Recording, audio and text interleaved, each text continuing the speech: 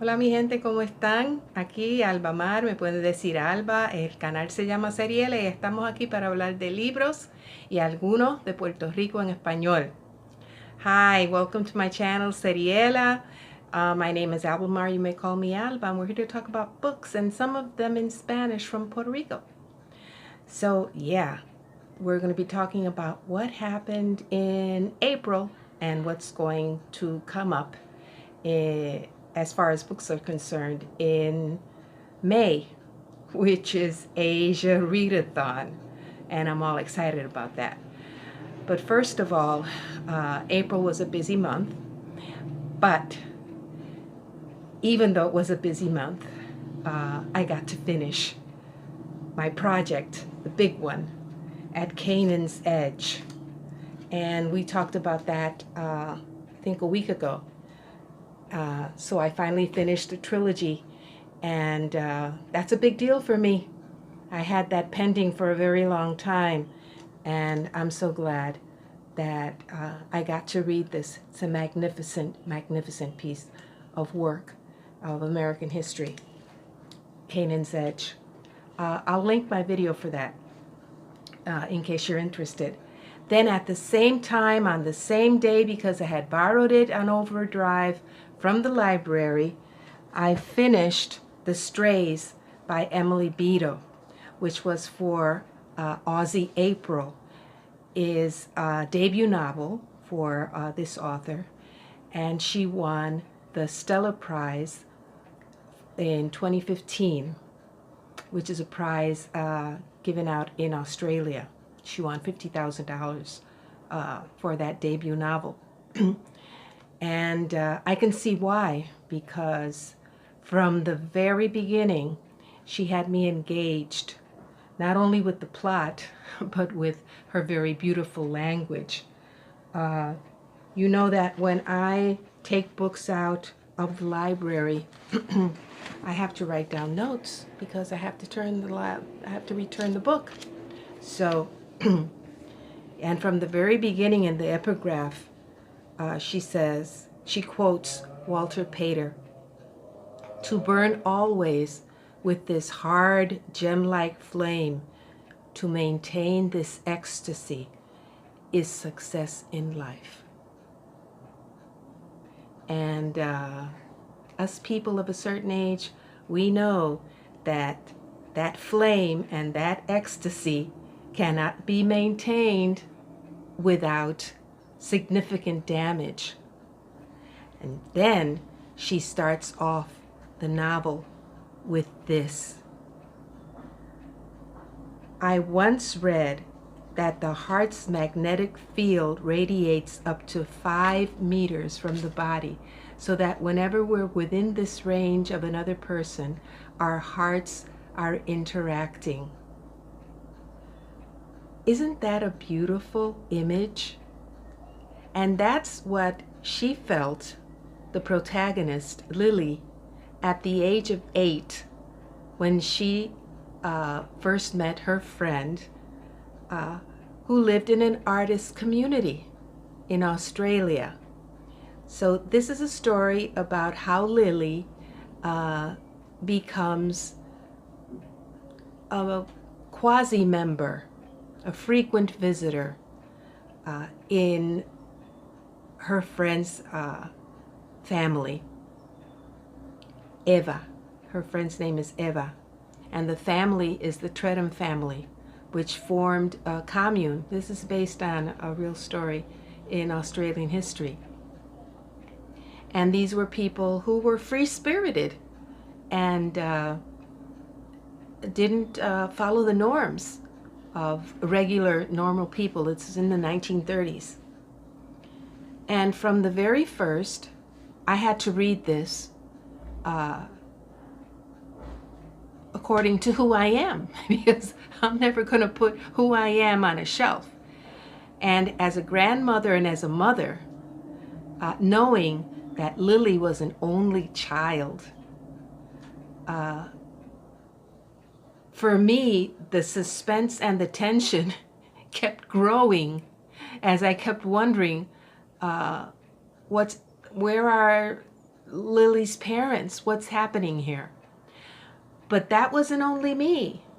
The tension and the suspense was established from the very first when she says, in the beginning, I remember that day after it all fell apart, when Eva came to me through the misty garden so that her red coat bled into view from white to pale rose to scarlet. The pride I felt that I was the one she turned to, that I could give her what her own family could not, all those years as part of the Trenthams' lives, feeling loved but never needed, never family. And she says, after it all fell apart. So of course, I'm waiting throughout the whole novel to find out how it all fell apart. So since it starts when she's a young child, all the way up to her teenage years and later on, right?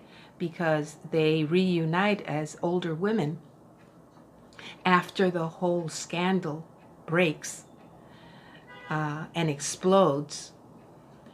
I'm on the edge of my seat all this time. So to me, it was an engrossing read. I'm not going to tell you any more about it. Read it yourselves because it is worth the time. It is. I was captivated throughout the whole novel.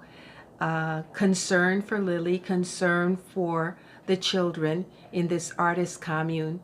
And I'm no prude. But I was concerned as a mother and as a grandmother.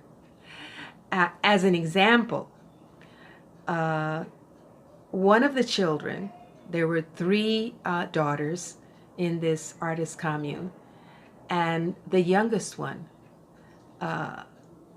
had to be taken to the dentist with extreme toothache because she hadn't brushed her teeth in over a year. And her mother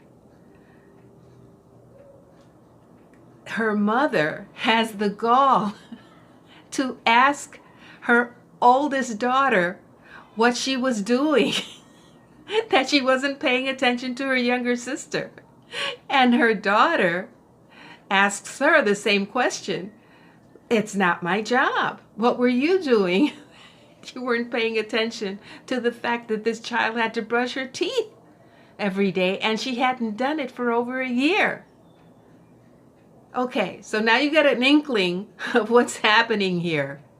It's all very well and good for you to be free-spirited, but not at the cost of your children. That, for me, was the message behind this wonderful, magnificent, captivating novel, The Strays. So then, after I finished The Strays, went on to the mystery madness that I had left over from March. This is my first ever mystery in Spanish by Puerto Rican author Luis Lopez Nieves, El Corazón de Voltaire, which is translated Voltaire's Heart. And this was a caper, and it had me laughing from the beginning to the very end, because this is a satire of bureaucracy. The main character is a professor of genetics, and he has spent 20 years trying to get the French government to give him permission to go into Voltaire's tomb and determine whether it actually is Voltaire's heart that is in there. Because they have found a descendant of Voltaire living, coincidentally, in Puerto Rico, as they find out. And they want to match the DNAs from Voltaire's heart to this descendant. And the novel is about all the obstacles and the things that the professor and all his staff and his cronies in the bureaucracy have to go through to be able to determine whether it really is Voltaire's art. And it is absolutely fascinating, the turns and the twists that occur in this novel. And I'm so happy to have read this book after reading At Canaan's Edge, because it was just what I needed. A great laugh, and it was a wonderful, wonderful page turner. And it's written all in emails, which was not easy to do. I never realized how difficult it is to follow a plot that depends on emails, because you have to pay very special attention to who is sending the email and to whom that email is going to, and if there are any CCs, etc., etc. It was wonderful seeing how the French government first, it took 20 years for him to get even any kind of attention for this project. And when they finally, when the French government finally decided to help him in determine whether the heart really belonged to Voltaire or not, how far the government was willing to go to achieve those ends, and then how far the government was willing to go to cover it up. So yeah, if anybody reads Spanish, read El Corazón de Voltaire de Luis López Nieves, and I'm looking forward to reading the other ones that he has, with some of which are very controversial here in Puerto Rico. So after that, after El Corazón de Voltaire, I read El Doctor Ramón Emeterio Betances, who is considered our George Washington, our first emancipator in 1868. He was one of the leaders of the Lares insurrection. This book is written by Ada Suarez Diaz, and it deals with Ramón Emeterio Betances, who was a doctor, a medical doctor, and the abolition of slavery, not only in Puerto Rico, but wherever there still was slavery in the Spanish colonies. What I did not know, I learned so much, and this is a tiny, you can see this is a tiny book, and it's actually only around 40 pages, because the rest of it are articles and proclamations written by Dr. Betances about slavery, not only in Puerto Rico, but in other parts of the ex-colonies, Spain's ex-colonies. What I didn't know about Betances was, his mother died when he was, I think when he was 11 or 12 years old, his mother died. And he was sent, as many children were, he was sent to Europe to study. He was sent to France. And in France he went to school, and when he graduated from, I think it was university, from his university studies, he went back in 1848. He was born in 1927, and he went back to Puerto Rico in 1848 when he was 21 years old for vacation. And on that occasion, he found out that his entire family, his father, who was from the Dominican Republic, his father had transferred in the baptismal records and documents, had transferred the entire family from El Libro de los Pardos, which was the book of colored people, people of color, the baptismal book of people of color. They were transferred to the white people's baptismal records. They passed. Betances' father had the whole family passed. And I think it had to do with the fact that his eldest sister was marrying a Spaniard. And they needed to pass in order for her to marry this white Spaniard. And Betances was appalled. He was scandalized. He was indignant. How is this possible if everybody looking at us knows what color we are and it's not anything to be ashamed of? Yeah. So he fought not only against slavery, but he fought against discrimination his whole life. So yeah, that's what this book was about. Dr. Ramon Emeterio Betances and his fight to abolish slavery here in Puerto Rico. And as a matter of fact, we had slavery abolished in Puerto Rico in 1873, before it was abolished in Cuba and before it was even abolished in Brazil. That was something new for me. And then I started reading this also for Aussie April. I remember that Jacqueline had mentioned this political prisoner, Behrouz Boochani. I couldn't get his autobiography because it's sold out, but I did get this little pamphlet, which is his manifesto. His autobiography is called No Friend But the Mountain. And he wrote it, it says here, he wrote it in text messages in Farsi on his mobile phone.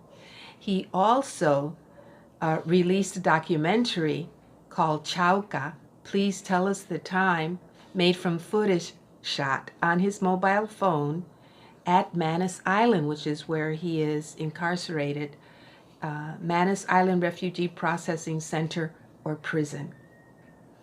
And Boochani is a 34-year-old ethnic Kurd with a Master's of Art degree in Political Geography and Geopolitics from the University in Tehran. And he was incarcerated in the island of Papua New Guinea 5 years ago after he fled to Iran. So yeah, I started reading this already. Very, very interesting. And this I'll finish tonight, without a doubt. Very, very interesting. And then I started Naomi Klein also. This is really something. Naomi Klein, This Changes Everything, Capitalism versus the Climate. It's very hot here today in Puerto Rico. I've heard some of the people on BookTube complaining that it's hot where they are for April. Well, just imagine, it's very hot here in Puerto Rico too. And I had an accident with the air conditioner, so it's doubly hot. And then I got to see, and if I get a chance, I will put the picture up. I got to see my professor, Samuel Silva Gotay. I started reading this also, and will continue bit by bit about liberation theology. This was the first book that he published about 35 years ago, and it just got reissued again, republished. This is its 4th edition. It came out last year, and I started backwards. I started with the epilogue because just to see how things had changed. And what really caught my attention was the fact that he holds out a lot of hope that liberation theology is still alive and well. Not only that, he talks about how liberation theology has arrived at the Vatican through Papa Francisco, which is how we call Pope Francis.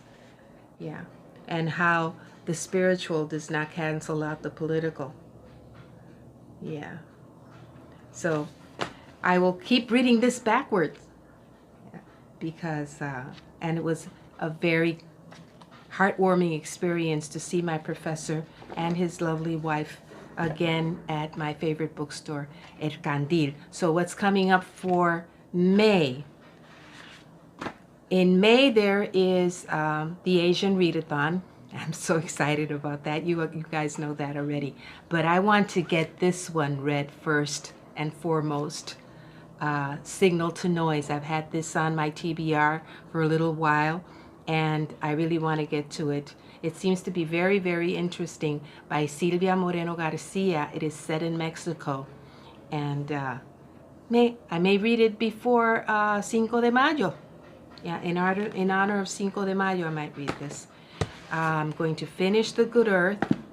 I discovered that I have reading Lolita in Tehran, and I could read this for the Asian Readathon. Please Look After Mom. You saw this one previously.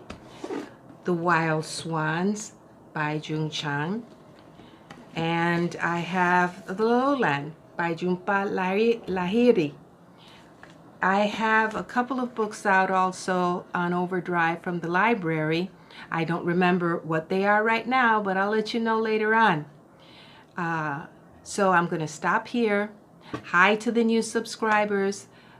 Thanks a lot for your time, and I'll see you soon. Adiós, mi gente. Cuídense mucho. Adiós.